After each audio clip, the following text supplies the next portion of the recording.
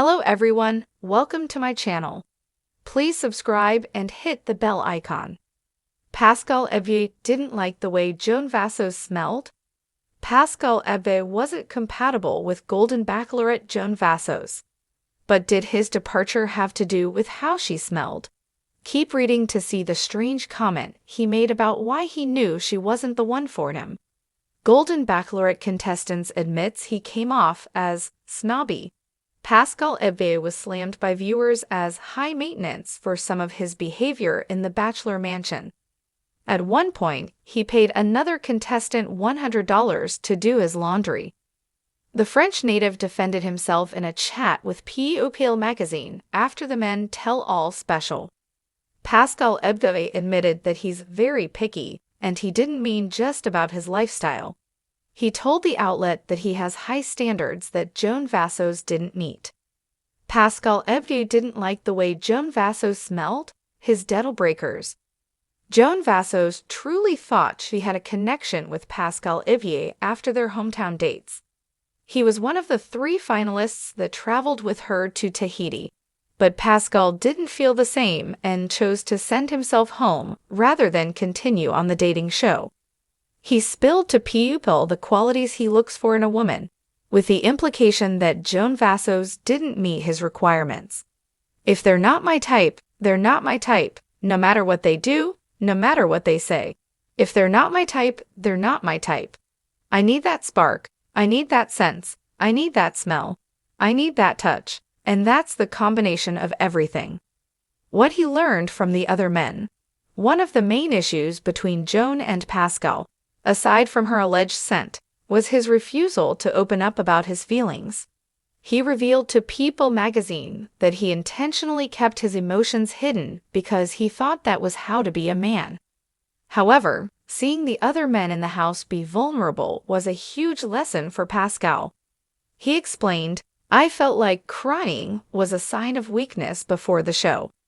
When I saw those guys crying, I said, I guess it's okay. It's okay to open up. It's okay to have feelings." And it was interesting. It was another dramatic evening on the Golden Bachelorette, and no one could have anticipated that an innocent interaction between Pascal Ibgui and Joan Vassos would spark such an unexpected conversation. But in a world where roses are prized, and even the tiniest nuances are scrutinized, sometimes even the scent of romance itself can stir emotions, or in this case, reservations. From their first meeting, Pascal Ibgui, the suave, cultured suitor with a refined European flair, seemed to be one of the men most naturally at ease in his courtship of Golden Bachelorette Leslie Fima. His calm confidence and thoughtful gestures set him apart from his fellow contestants, many of whom seemed to find Pascal's presence somewhat intimidating. After all, his charisma wasn't a practiced act. He wore it like a tailored suit. It fit him perfectly, and it showed. But beneath that calm exterior, Pascal was no stranger to tension, especially when it came to his relationships with the other men. Joan Vassos, on the other hand, was known for her big personality and strong opinions. Vibrant and outspoken, she wasn't afraid to express herself, both in her words and her style. When she entered the competition, Joan caught everyone's attention. But as her journey progressed, the intensity of her personality became somewhat polarizing. She embraced bold choices, from her striking outfits to her unapologetically individual approach to dating. And for reasons that remained mostly unspoken, her essence, down to her personal fragrance, became a point of contention for Pascal. The supposed scent incident happened on a quiet afternoon at the villa. Joan had just come back from a conversation with Leslie, and was clearly on a high, gliding into the common area with an air of jubilance. Pascal, who had been relaxing nearby, soon caught a faint whiff of the perfume Joan wore. It was bold, perhaps a bit too potent, and mixed with the subtle essence of whatever essential oils Joan believed would bring her inner confidence to the surface. To most, Joan's scent was simply part of her charm, an extension of her vivacious personality. Yet for Pascal, something about it seemed, well off. As he tried to focus on his own thoughts, he found himself distracted, his senses thrown off by the unmistakable intensity of Joan's fragrance. He noticed it lingered in the room long after she left, and each time he caught a faint trace, his expression tensed ever so slightly. At first, he said nothing, but as days went on, it became clear that this sensory annoyance was a bigger deal to him than anyone could have expected. The tension reached its peak during a late-night discussion, where Pascal found himself sharing some of his thoughts about the competition with a few of the other men. Though it started innocently enough, the conversation soon took an unexpected turn. "I appreciate confidence," Pascal began in his low, measured voice. "And Joan, well, she's certainly confident, but, and perhaps this is just me, she seems to lack a certain nuance."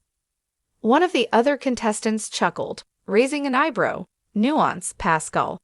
"Yes," he nodded thoughtfully, then paused, as if trying to choose his words carefully. "And she also has a, let's say, distinctive presence. It's overpowering." By this point, the other men were chuckling, nudging each other in a way that made it clear they knew exactly what Pascal was getting at. But he wasn't done. There's something almost, how do I put this, relentless about it. Like her scent, for example. It's as if she enters the room, and the room belongs to her in every possible sense. The scent follows her, and not in a subtle way. As Pascal spoke, some of the men laughed in agreement, but others raised their eyebrows, amused at how much emphasis Pascal was placing on what seemed like a minor detail. Meanwhile, Joan was in another room, blissfully unaware of the discussion taking place about her choice of perfume. But as word spread, as it always did within the walls of the Golden Bachelorette, Joan soon found out that Pascal wasn't a fan of her fragrance. In true Joan fashion, she didn't let the rumor go without addressing it directly. The following morning, Joan decided to confront Pascal. She waited until he was alone on the patio, enjoying his morning coffee, the sunrise casting a warm glow over the villa. With a calm determination, Joan approached him, taking a deep breath, a breath filled with the same unmistakable fragrance Pascal had come to recognize.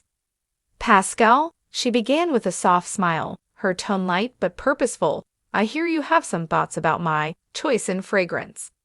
Pascal's eyes widened slightly, taken aback, but he quickly composed himself. "Ah, Joan," he said, smiling politely.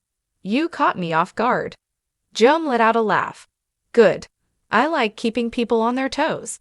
She sat down next to him, folding her hands neatly in her lap. "Now about this whole smell thing. Why don't you tell me what you really think?" Pascal looked at her, genuinely surprised at her directness. "Well, I don't mean to offend," he began carefully. "It's just that your scent, it's rather potent. Unforgettable, perhaps." "Unforgettable," Joan replied, her tone a mix of amusement and pride. "I'll take that as a compliment." Pascal chuckled, appreciating her spirit. "Of course, I didn't mean it in a negative way, Joan. It's simply a strong impression, let's say." Joan laughed again, patting his arm with a wink. "I guess that's why you're here, Pascal, because you're refined. Maybe my fragrance is too lively for a man like you." Pascal nodded, still smiling. "Perhaps, but I can respect that. It's who you are, Joan. You live boldly." In that brief exchange, something softened between them. Though they might not have seen eye to eye, or in this case, nose to nose, they both understood something fundamental. They were different, and that was okay. In a competition where everyone was trying to stand out, Joan's scent had been her statement, and in his own way, Pascal had respected that. After that conversation, the fragrance incident became a running joke between them, and occasionally, Joan would playfully bring it up in the house, teasing Pascal about his delicate sense of smell. And though the two of them were ultimately vying for Leslie's heart, they'd found a way to share an unexpected camaraderie, even if it had started with a simple disagreement over perfume.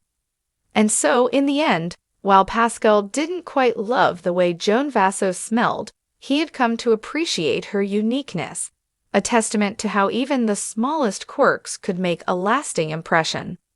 Sometimes, in the quest for love, it's the differences that create the most memorable moments. For Pascal and Joan, their scented story was just one more chapter in the ever-unpredictable tale of the Golden Bachelorette.